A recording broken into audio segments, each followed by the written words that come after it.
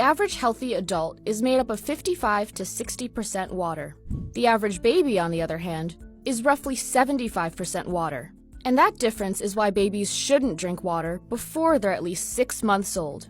Not from the tap, or a well, or a spring. Plain water is just plain off limits. You see, everyone's kidneys have a limit to how much water they can handle. Break that limit, and the excess water will back up into your bloodstream, where it dilutes the salt, or sodium, in your blood. Once your blood dips below 0.4 ounces of sodium per gallon, you're at risk of a condition called hyponatremia. It happens when your cells try to return sodium levels to normal by absorbing the extra water and swell up like a water balloon in the process, causing complications like confusion, vomiting, and muscle spasms. Hyponatremia is common in marathon runners who drink too much too fast during a race without also providing enough sodium to balance out their blood.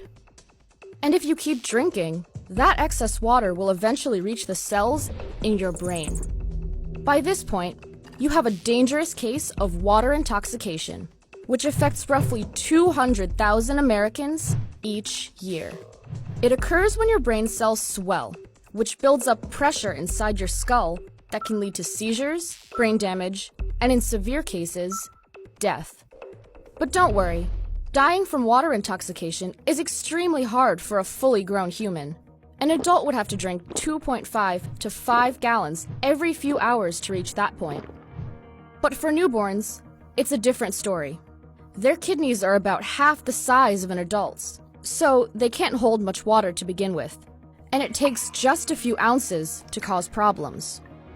On top of that, their kidneys aren't developed enough yet to properly filter water, so any water that enters their body ends up in the circulatory system, where it dilutes their blood and increases their water content by 7 to 8%. But it's not just drinking straight H2O that poses a threat. In fact, most cases of water intoxication in infants don't even involve a glass of water.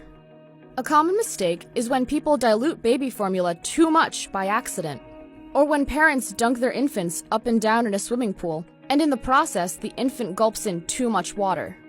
It's important that if your baby is showing signs of water intoxication, that you take them to the hospital immediately, where a doctor will likely provide some form of fluids, like intravenous saline solution, to bring the infant's sodium levels up to normal.